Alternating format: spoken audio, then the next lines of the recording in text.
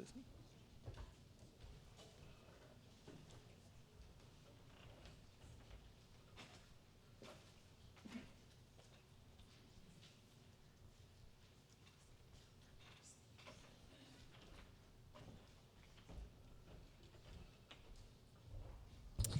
Hello, I'm Nancy Potter, the coordinator for the Wisconsin Council for Health and Human Service Ministries. In my day job, I run a small business, Potter's Crackers, in Madison, Wisconsin. In my world, I eat, sleep, make, bake, and sell crackers. But for about 10 hours a month, I get to set crackers aside and spend time with some of the most committed, hardworking, and inspirational people I know, those who make up the Wisconsin Council for Health and Human Service Ministries. The council is made up of 9 human service agencies, which are all affiliated with the United Church of Christ. These agencies offer services that span the generations, including senior care, help for troubled families, hope for struggling youth, preschool, housing for the poor, and a future for folks with developmental disabilities. I have just a few minutes of your time, so I won't be able to go into detail on how all 9 help you every day, but you can stop in at the exhibit area downstairs and learn all about us. Many of you remember that for the past several years, we have provided travel mugs for the conference attendees. We thought it was time for a change, and we decided to offer some more sustenance. Free popcorn will be available at the Chisholm booths while the exhibits are open. I know some conference organizers have expressed concern that this may leave messy trails throughout our building, but I assured them that UCC folks are incredibly neat, and this just won't happen. Please enjoy our popcorn throughout the weekend and regard it as our thank you to you.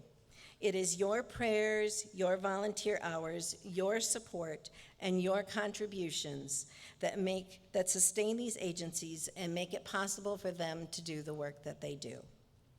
Back in 2008, the first year I was up here making these introductory remarks to you, I was a brand new first-time grandmother, and I couldn't resist working in a picture of my granddaughter, Olive Louise. I can give you a very happy update. Olive is the most beautiful, fun 4-year-old in the world, and she couldn't be prouder of her little baby sister, Penelope June. I am especially blessed because last year, about this time, my daughter and her family moved to Oregon, Wisconsin, just 15 minutes from my door. This made it possible for me to participate in many more special family times. One of these was just last week. Penny, a chubby little breastfed baby, has had her 6-month birthday, and this month she got to have her first solid food, mashed up avocado. Her paternal grandparents came up from Illinois. I was there, proud mom and dad and big sister. We had a nice dinner, and then the moment belonged to Penny. The spoon went in her mouth, and unlike her big sister, who had immediately scowled and spit her avocado out when she was a baby, it took Penny about 2 seconds to grab at the spoon to get more. We all laughed, and once again, all the adults in that room had their deep convictions reaffirmed. Olive and Penny really are the 2 most charming little girls in the world. The very next day after avocado night, I stopped at the grocery store on my way home from work. Kopp's Grocery on Park Street. It's not the greatest neighborhood in Madison, but it's right between work and my house. Very convenient. I stop there often. I was checking out when my 20-something grocery clerk picked up my bunch of radishes and asked me what they were. Now, I've been in the food business all my life, so maybe this hit me harder than it would most, but I have to tell you I was shocked. As soon as I got back in my car, I texted my daughter and asked her if Olive knew what radishes were. She responded with, "Of course." Later, I learned that not only did Olive know what radishes were, but she had grown them in her garden, and she knew they came from the tiniest seed in the world. To me, these 2 experiences stand in stark contrast to each other. The more I hang out at the Park Street Grocery, the Park Street Library, employ low-income youth, and spend more time with my granddaughters, the more I realize things are not equal. We are not born into or grow up in equal circumstances. The kids on Park Street wait in line at the library to use the computer, and Olive has commandeered her parents' iPad. Olive shops, cooks, and gardens alongside her parents every day.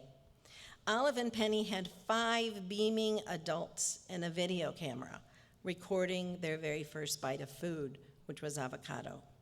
Contrast that with parents who have called me and asked if their daughter could get her paycheck early because they needed it for food. Not everyone gets to live in Olive and Penny's world. It is not an equal playing field. There are big gaps. That is where our Health and Human Service Ministries step in. They help fill gaps. And they don't just fill the gaps, they do it with joy, commitment, respect, and love. Troubled kids, troubled families, seniors who need a home, the disabled, the young, these are who they serve.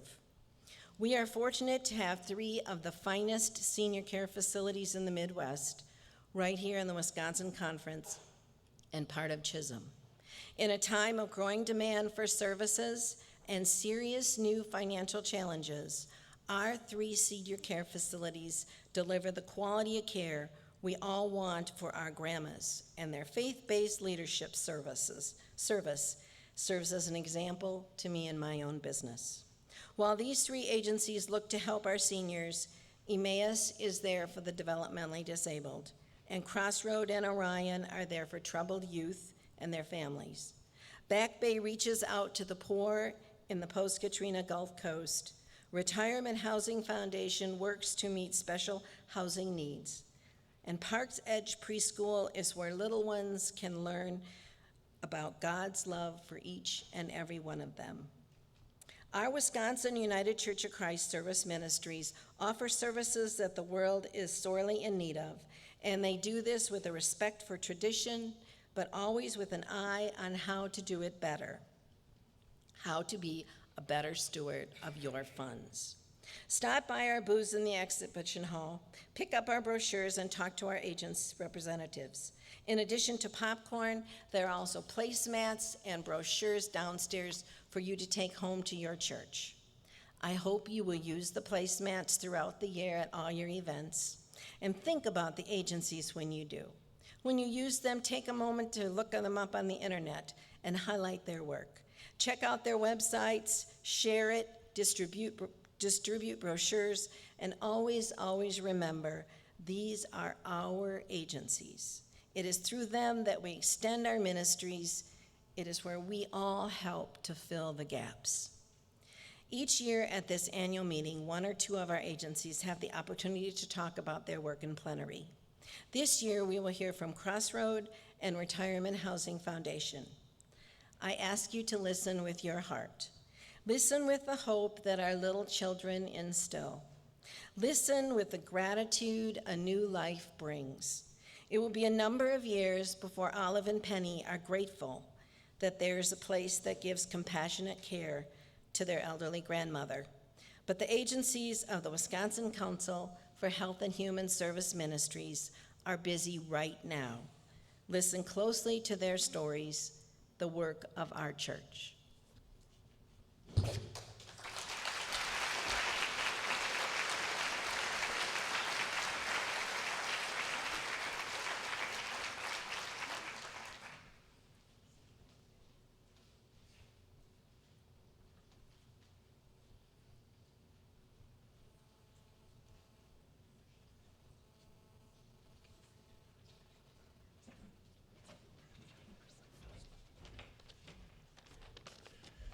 Good afternoon, ladies and gentlemen.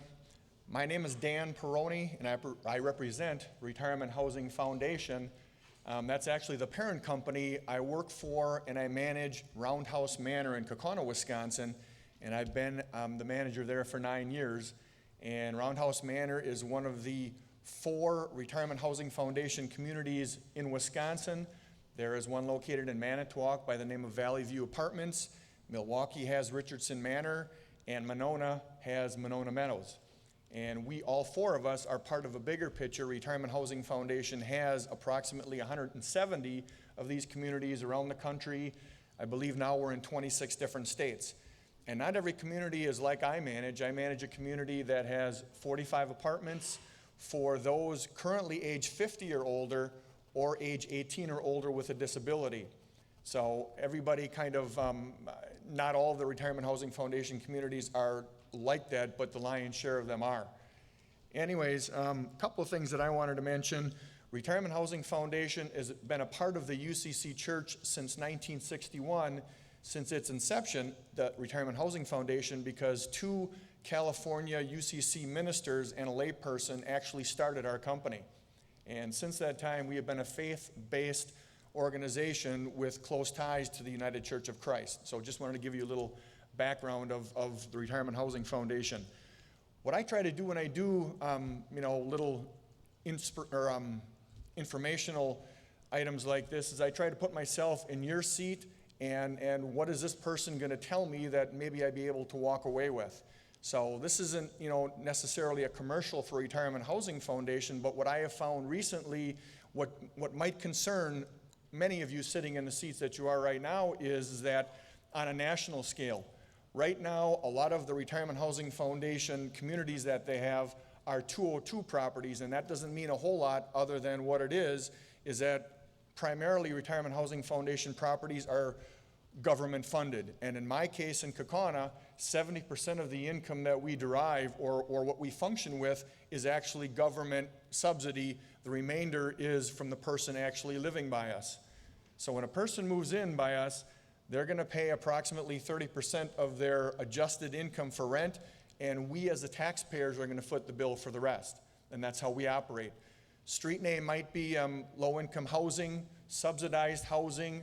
It's housing basically for folks that might be living on a fixed income and for those that have limited income.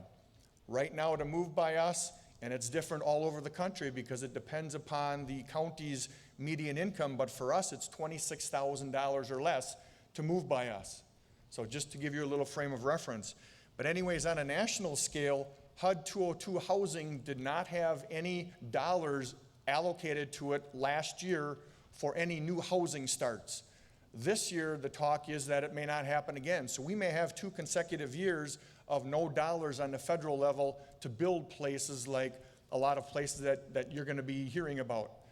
And why should that concern you? In a lot of cases it may not, but for one, it means that folks might not have a place to live, that certainly might need a place, that maybe can no longer live in their home or apartment that they're currently living in, and may have to move to a nursing home, which is much more expensive than the type of housing that we have, or might affect their Medicare or Medicaid, which will be more dollars from the system going in. So that part of it may concern you, that with a situation that we have, with a type of housing that Retirement Housing Foundation typically deals with, that if the funding isn't there for new housing, I'm not talking about existing housing, I don't imagine that that's ever going to stop, but for new housing and building new housing, as our country grows older and as our median age gets a little bit older in this country, that could be a concern at some point. Just wanted you to be aware. I'll part with these couple comments. What it takes to move into housing like I manage right now is that, for one, a person, like I mentioned before, has to be at least age 50. That's just temporary. Come this October, it will be back to age 62, or a person needs to be age 18 with a disability. So those are the first 2 requirements to move by us. Before anybody moves in, we're going to pay for, Roundhouse Manor, that is, a credit check, a criminal check, and if they're renting currently, we're also going to do a landlord check. So we need to do all that stuff for the protection not only of the employees like myself, but also for the folks that actually live there, so that they know that we're just not letting, if you will, anybody move in. That's the first set of criteria. I mentioned already that they're going to pay approximately 30% of their income for rent. I do all the work to determine that. I just basically need a lot of signatures from the person authorizing me to get all that information. No big deal. Reference checks. Looking at my notes. Also with the 202 HUD funding, again, and I mentioned a little bit earlier, and this might be a little bit of a repeat, but with folks dealing with that type of housing, which a lot of it is, and by the way, this housing is all over the country. It's not just within Retirement Housing Foundation, it's not just within the state of Wisconsin, but it's all over the country. And there might be a lot of places that you're thinking, what is that place or what do they actually do? A lot of those places might be like us. So the availability of this type of housing, whether it's a person of disability or whether it's a person of a certain age and maybe limited income means or fixed income means, those options are available. So ultimately, all you have to do is ask. A lot of local chambers of commerces or aging and disability and resource centers around the country will be able to give you that sort of information. I will part with, if you have any questions, I will be here for the remainder of the day downstairs. Otherwise, you're more than welcome to ask. And if by chance I'm not available, we will have a different representative here tomorrow for you. So thank you for your time and thank you for this opportunity.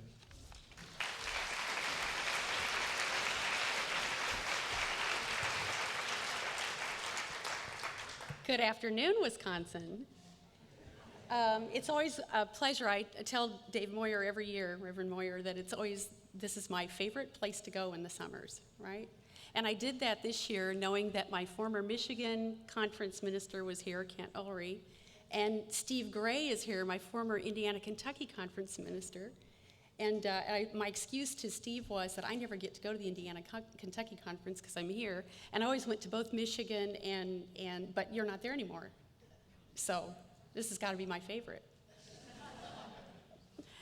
I'm here representing Crossroad Child and Family Services, and every year, and it happened again this morning, someone says to me, why do you come all the way from Indiana to Wisconsin to talk to us about Crossroad, and why should we care? It is because in 1883, we were founded by predecessor denomination to the United Church of Christ, and we were founded by what was then the Western Synod of that denomination, and guess who was a part of that Western Synod? Many of the churches that you attend today were those churches who founded us and placed us in Fort Wayne, Indiana. Some of you may remember some of you, now you all look way too young. Some of you could possibly maybe remember when you were very young, the Orphans Home Band touring through Wisconsin, coming up here to perform. Some of you may remember that we had a Home for Unwed Mothers in the 1960s and 70s, and some of the children who were adopted from our Home for Unwed Mothers were adopted by members of churches here in the Wisconsin Conference. So we have a very, very long history going on 130 years, and that's why you should care, and that's why I'm here. But more importantly, this is why you should care. I've been at Crossroad for 17 years, and the 2 years after I came to work here, a young girl named Jenny came to our campus. She had been in 10, 11, 12, I'm not sure now how many placements before she came to us. She had been sexually abused starting at age 3. She had been sold to her mother's friends starting at age 6. She came to us at age 12.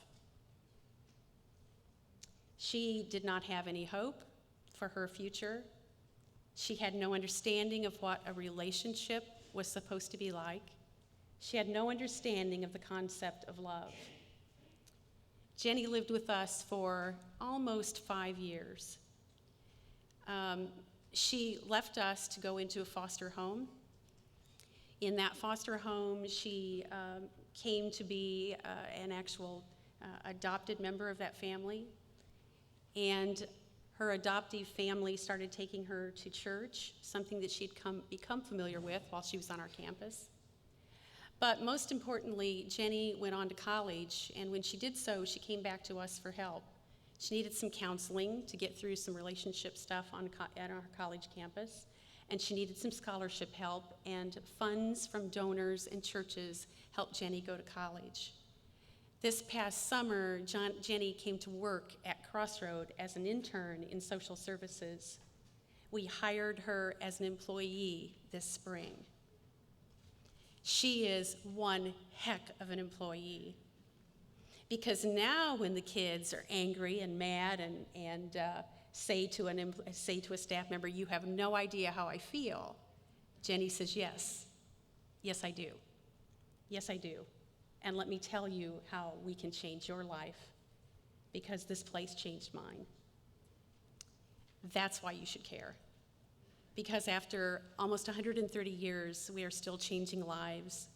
We are changing the futures for children, and it's with your help, and we thank you. Thanks on behalf of Crossroad Board of Directors. It was really neat. It's always neat coming up here because I find former board members up here in Wisconsin. Always fun to get to talk to them. Thank you on behalf of our Board of Directors. Thanks on behalf of the staff. Thank you on behalf of really tens of thousands of children that you have helped. You change lives.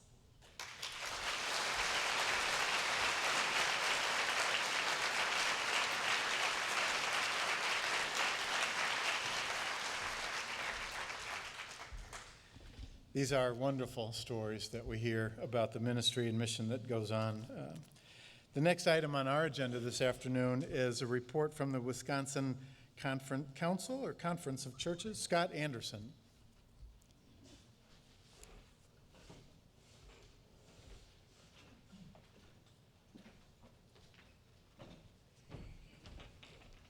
Good afternoon, UCC friends. I bring you greetings from the 13 denominations which, along with the United Church of Christ, comprise the Wisconsin Council of Churches. This time of year, I go to a lot of denominational meetings. Last weekend, I was with the United Methodists for 4 days of nose to the grindstone meetings. And so you know that I look forward to coming to Green Lake to join the United Church of Christ because it's time to party.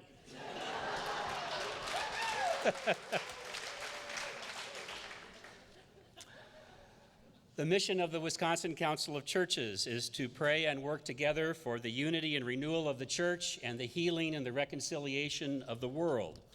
We do that through 3 work areas right now: forming leaders to serve our 21st century church, empowering the public witness of our member churches at the state capitol, and by equipping congregations to engage the mission field that is now at their doorstep. A quick update on 2 events. The Washington Island Forum is our signature event each year, co-sponsored with the Christian Century magazine. 200 pastors and their families from throughout the Midwest gather on Washington Island for a week of renewal. Our 2012 forum, which is coming up in 2 weeks, welcomes Sarah Miles, who is the director of the food pantry at St. Gregory of Nyssa Episcopal Church in San Francisco, and the author of a best-selling book called Eat This Bread, which describes her conversion to the Christian faith while serving the hungry in the city of San Francisco. Registration is still open, and we'd love to have you join us for the week if you're interested and able. Next year, we welcome Brian McLaren as our presenter, one of the most visionary spokespersons for what the church might look like in the coming decades in light of our shifting cultural context. June 24th through 28th next year, registration opens July 1st at wichurches.org. The 2013 Washington Island Forum with Brian McLaren focusing on the topic, The Church That's Emerging. But our most important piece of work this year is focused on the troubling state of our politics in Wisconsin. As the recall elections have passed and we prepare for an equally divisive fall election cycle, those of us in leadership in the religious community believe that we need to begin a different kind of conversation in our congregations and communities, not to remain silent and either ignore or go along with the prevailing bitterness in our politics. We need to create safe spaces and learning environments for respectful conversations across the partisan divides and sometimes mean-spirited politics that plague our state. 2 weeks ago, 36 religious leaders in Wisconsin, including your conference minister, David Moyer, issued a call to a season of civility, which was sent to every church in the state this past week. As a result of extreme political polarization in Wisconsin, the statement says, many in our congregations and communities feel marginalized or demonized by their neighbors on account of their economic status, occupation, or political beliefs. Calling for change, the interfaith statement draws a parallel between the religious values embodied in the Golden Rule, the idea that we treat others as we would like to be treated, with the idea of democracy, which is based on the regard for the value of each individual.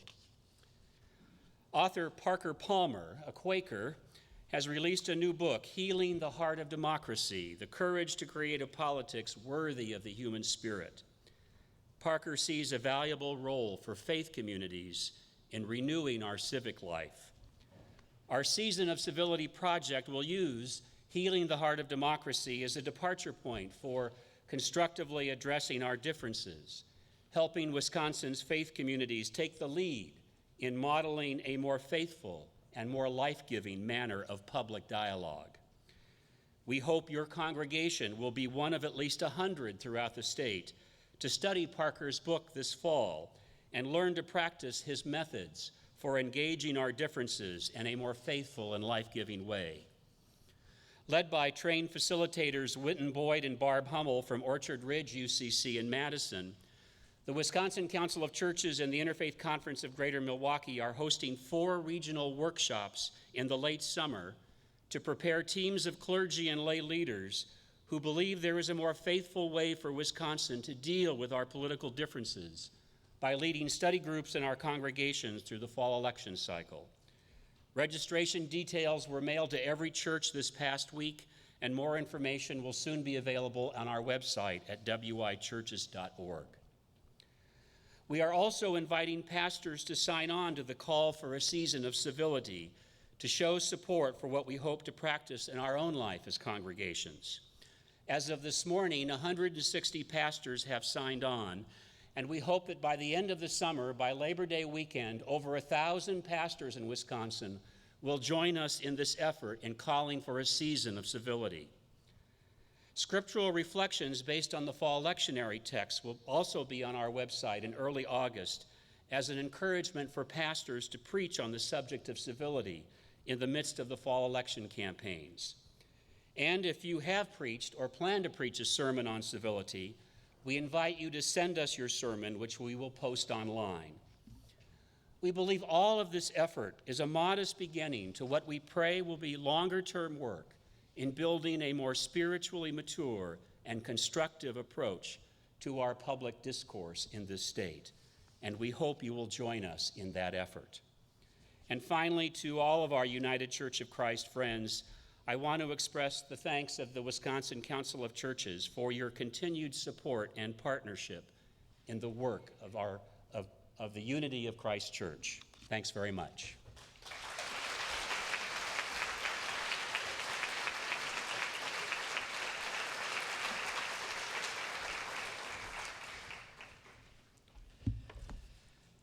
Thank you very much. The next item for our business right now is the report of the nominating committee. Is Bill Klima here? There he is.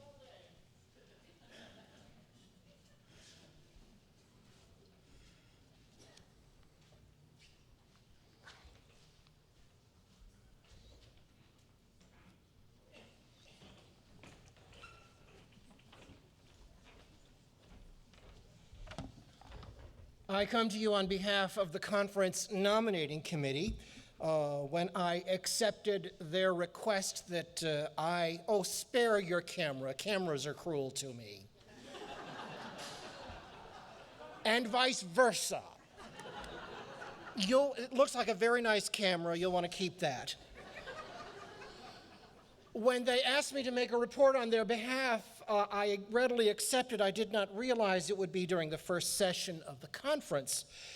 If you would turn in your books to page 22, you will find on that page a summary of the list of nominees the list of people who have accepted nomination to various posts on the committees and boards and other portions of the ministries of the Wisconsin Conference. And on pages 23 through 25, you will find some very nice biographies of those people in most cases. A few things: we are going to be voting on these nominations at a later time in this annual meeting. If you wish to run for one of these boards or commissions or committees or councils, you are welcome to do so. Just ask me or another member of the nominating committee or Lisa Annalore. If you want to nominate someone else for one of these positions, we encourage you to do so, but we do require that you seek that person's permission to be listed on the official ballot. I've gotten a couple of jobs when it's not been done, and I can tell you it's no fun. Lisa, when do we need those names? Well, Deb, are you there? When do we need those names? We vote Sunday morning. On Sunday morning. So please be attentive to that.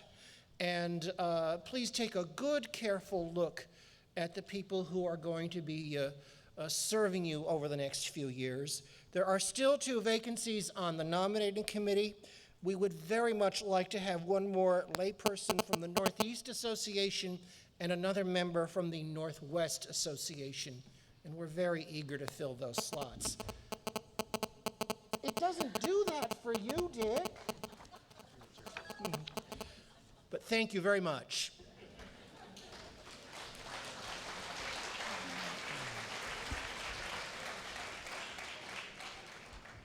So you're not kind of cameras and microphones, is that it? You said you were not kind to cameras, apparently not to microphones either. The Budget Committee has worked very diligently and very hard, and they were led by Tom Payton, who will make a report at this time. This is for report only. We will vote on the budget also on Sunday morning. Tom?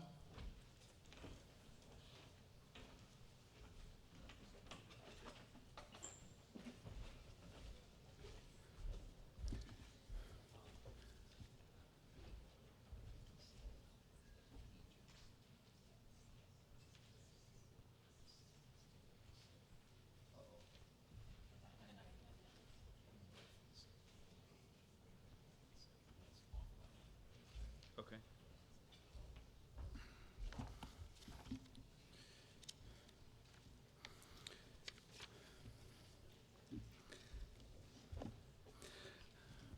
I am Tom Payton. I serve as a minister at First Congregational United Church of Christ in South Milwaukee, and I'm here this afternoon as the chair of the Budget and Finance Committee.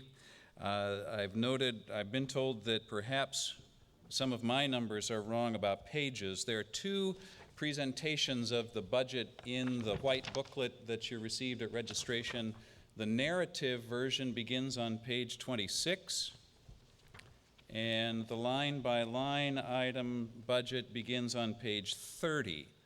So pay no attention to what else I may tell you.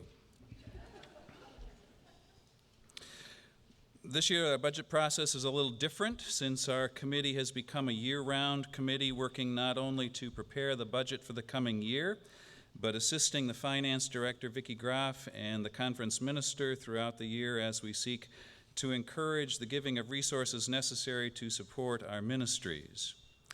It may be helpful for you to see the whole process of preparing, promoting, and managing the budget of the conference. So I'm going to make a number of comments before we get to the slides to explain the budget as we go along. A draft budget is prepared by the conference staff back in February.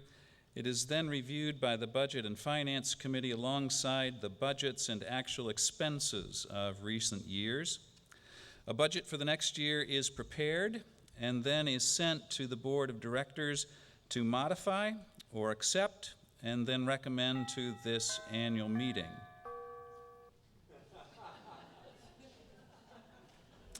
It may be time. The annual meeting hears the budget presentation as a chance to discuss it and then adopts the budget for the coming year. In late June, a letter goes out to all churches asking if there is any particular circumstance that would influence their acceptance of an OCWM goal for the coming year. Later in the summer, an OCWM committee meets at the Trost Center in DeForest. It includes members of the stewardship divisions or teams or equivalent committees or leaders from each of the 4 associations. This group reviews historic data, considers the OCWM income required to support the budget for the coming year, and in association groups works on preparing goals for each congregation. In September, packets are sent to each church with a proposed OCWM goal. Churches are encouraged to work toward an OCWM goal of 10% of their operating budget. There are churches considerably over that goal, but the average for our conference is about 6% of an operating budget. When churches vote on their own budgets, they then return an OCWM goal sheet to the conference, accepting or adapting the goal that was proposed to them. The conference sends reminders to return goal sheets, and the income figures shown by the goals is then entered into the financial accounting programs.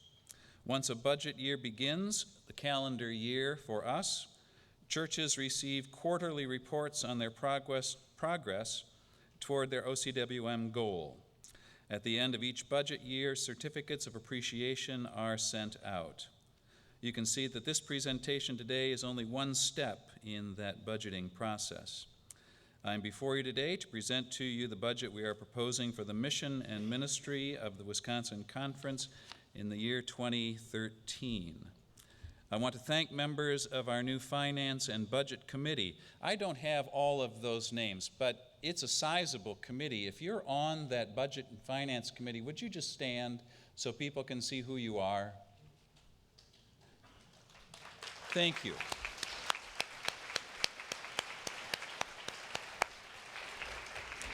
It's a diligent committee, and I appreciate those who gather about those tables.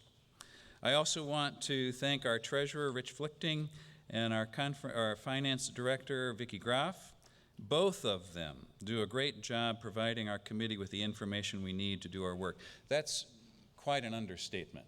We come to that meeting, and much of the work for our committee is already put together, and we need to sift through it and put our stamp on it, but there is a lot of good work that happens before we meet, so thank you. I also offer great thanks to you and your congregations. It is precisely through your generous support of OCWM, our church's wider mission, that we are able to accomplish the work we do together as a conference. In the United Church of Christ of Wisconsin, in our sharing with the national setting of our denomination, and with our ecumenical and special ministry partners. Your support has remained faithful in difficult times. All of the leadership of the conference, from your board of directors to the staff to all who receive support, are all grateful to you. Again, that is an understatement. It is your support for OCWM that forms the very core of the mission work that this conference is able to do. The budget we present to you today is a ministry and program budget. All items are broken down according to our conference mission statement. We have presented this budget in recent years, and your overall response has been overwhelmingly positive. Last year, however, there was a request for more specific information. I want you to know there is a line item budget in the book. We referred to that, or I referred to that. At registration, you received that, and we will, of course, try to answer all of your questions.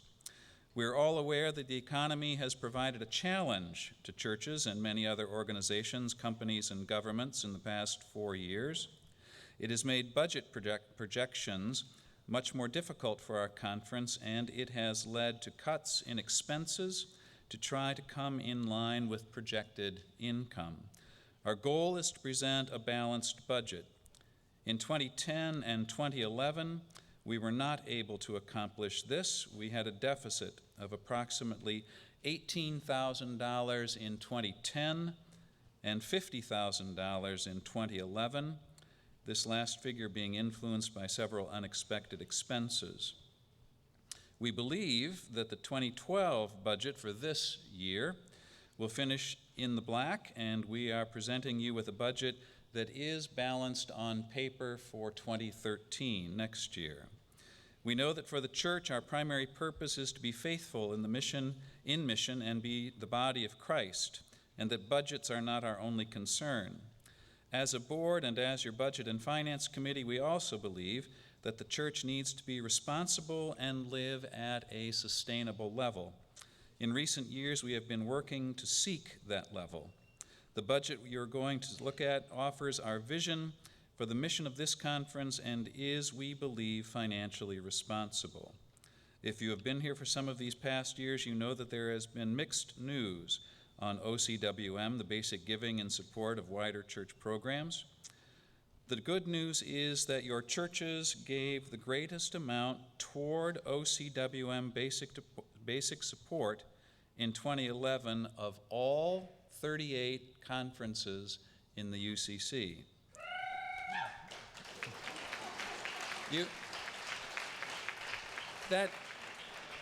That is truly something to celebrate, and I hope that is news that you go home with to local congregations. This is a great effort that the congregations of the Wisconsin Conference participate in. The less encouraging news is that our conference OCWM receipts were about $1.8 million in 2011 compared to $2.3 million as recently as 2007, and Rich referred to that earlier. One additional characteristic of our proposed 2013 budget is that it reflects our new staffing patterns, fully implemented in 2012. These changes were painful, and they represent a reduction in 2.5 ministry positions and 2 full-time equivalent support staff positions in the 4 association office assistants. These changes were needed to reach a sustainable budget.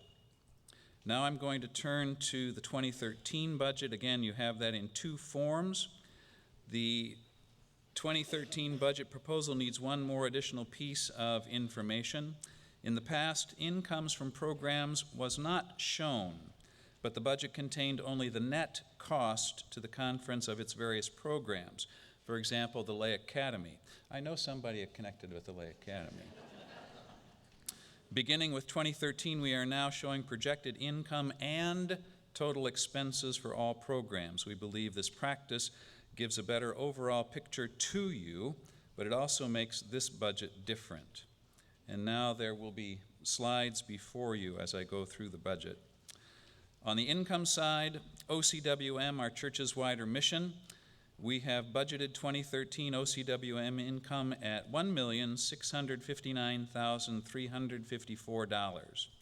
This is a conservative number for anticipated OCWM income, and we believe it is achievable.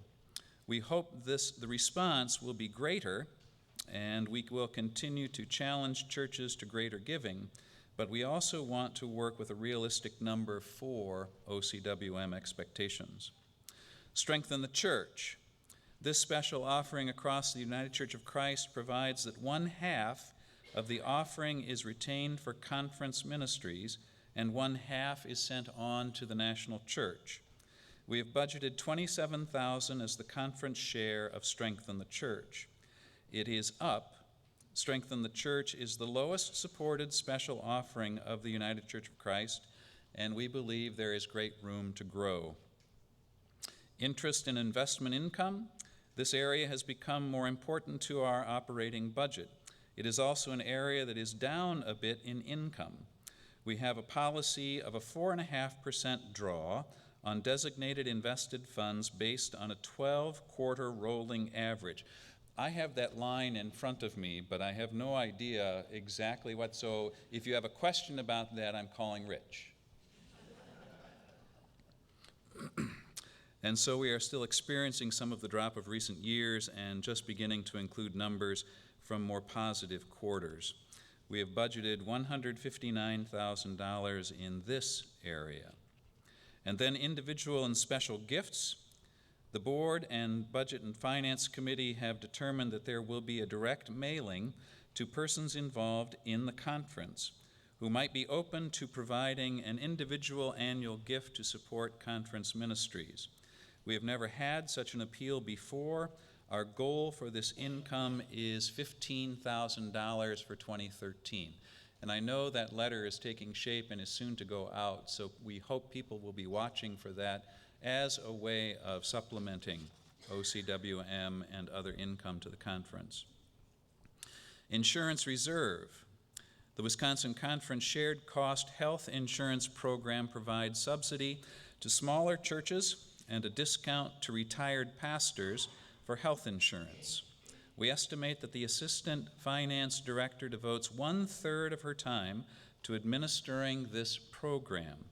There are sufficient funds in the insurance reserve to cover all program costs, and so we have budgeted $16,000 from these reserves to cover administrative costs. We began this practice in 2010. Association contribution to the common services. Administrative functions for associations are now carried out in the conference office, and the associations are asked to contribute an amount equal to $1 per member to support common services such as printing and mailing, administrative time, technology, and the many support functions formerly carried out by our association offices. This amount comes to $53,600. Program revenue, as I mentioned earlier, this year we have included program revenue in the income side of the budget and have included all costs on the expense side. Programs include Lay Academy, the church development workshops, youth events, this annual meeting, and other events with registrations or fees that provide income. The total anticipated for 2013 is $82,870. Total income from all of these sources for 2013 is anticipated to be $2,012,824. And then the expense side of our budget, we are presenting the budget here in the format that corresponds to the mission statement that says we will serve as faithful mission partners to our national setting and other mission and ecumenical partners, provide networks of clergy support, engage laity in spiritual growth and leadership development, and establish new congregations and renew existing congregations. In our expenses, we believe we have pared our fixed costs, our operating expenses, to the lowest levels we think are responsible. We've worked to remain close to levels of support with our mission partners